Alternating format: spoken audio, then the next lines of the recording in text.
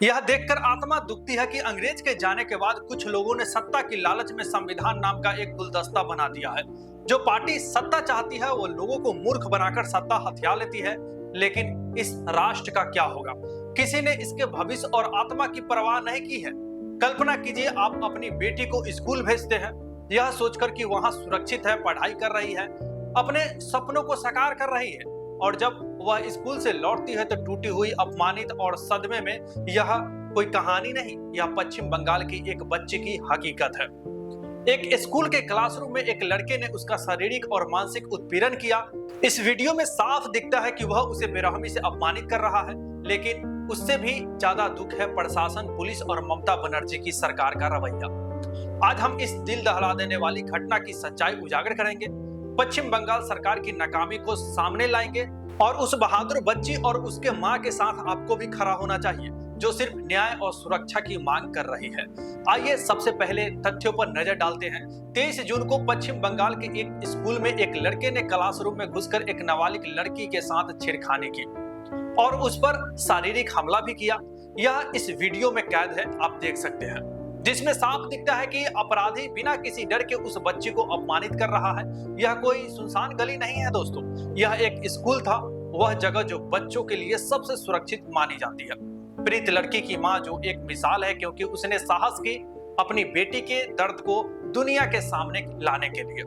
उन्होंने बताया कि स्कूल प्रशासन को बच्ची के साथ खड़ा होना चाहिए था, लेकिन उल्टा उन पर समझौता करने का दबाव डाला जा रहा है। सोचिए, एक मां का दर्द, उसकी बेटी का स्कूल में अपमान हुआ और अब सिस्टम उसे चुप कराने की कोशिश कर रहा है। पश्चिम बंगाल में कानून व्यवस्था की स्थिति दिन व दिन बिगड़ती जा रही है और इसका सबसे बड़ा कारण है ममता बनर्जी की सरकार की निष्क्रियता और पक्षपात। इस मामले में पुलिस की चुप्पी और स्कूल प्रशासन का रवैया सवाल उठाता है।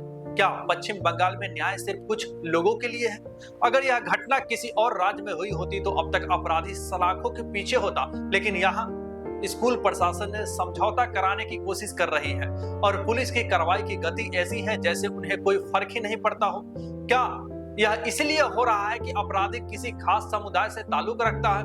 ममता बनर्जी की सरकार पर यह बार बार आरोप लगता है कि वह तुष्टीकरण की राजनीति करती है। जब सोशल मीडिया पर यह पोस्ट उनके समुदाय को आहत करती है तो पुलिस तुरंत हरकत में आ जाती है, लेकिन जब एक बच्ची का अपमान होता है, उसकी मां न्याय की गुहार लगाती है तो वही पुलिस क्यों खामोश होकर बैठ जाती है? भारत में अपराध होने पर कानून को अपना काम करना चाहिए, लेकिन यहाँ पश्चिम बंगाल में एक अपराधी के पक्ष में उसका परिवार ही नहीं, उसकी जाति और धर्म के लोग भी खड़े हो जाते हैं। यह घटना इसका जीता जागता सबूत है दोस्तों। पुलिस प्रशासन का दबाव और पुलिस की सुस्ती। यह सवाल उठती है, क्या समुदायों को कानून से छूट मिली हुई है? यह सिर्फ एक मामले तक सीमित नहीं है। पश्चिम बंगाल में बार बार ऐसी घटनाएं सामने आती है जहां अपराधी को बचाने के लिए सामुदायिक दबाव बनाया जाता है। यह स्थिति खतरनाक है। स्कूल जैसे स्थान जो बच्चों के भविष्य को संवारने के लिए होता है, अब असुरक्षित क्यों होते जा रहा है? ममता बनर्जी की सरकार ने इस सामाजिक बंटवारे को और बढ़ावा दिया है।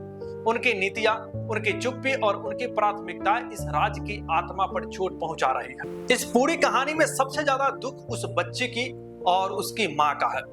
एक मां जो अपनी बेटी के लिए सिर्फ न्याय मांग रही है और एक बच्ची जिसके सपनों पर यह घटना का एक गहरा आघात बनकर आया है। उनकी आवाज को दबाने की कोशिश की गई, लेकिन उनकी हिम्मत को कोई नहीं तोड़ सकता। हम सबको उस मां की साहस सीख लेनी चाहिए जो सिस्टम के खिलाफ अकेले लड़ रही है। यह वीडियो सिर्फ आलोचना के लिए नहीं है, यह उस बच्ची के लिए है जो इस सदमे से उबरने की कोशिश कर रही है। मेरा कहना है, तुम अकेली नहीं हो, यह देश, यह समाज और हम सब तुम्हारे साथ। पश्चिम बंगाल की जनता को अब चुप नहीं रहना चाहिए। ममता बनर्जी की सरकार से सवाल पूछना चाहिए कि आपकी पुलिस इतनी सुस्त क्यों है?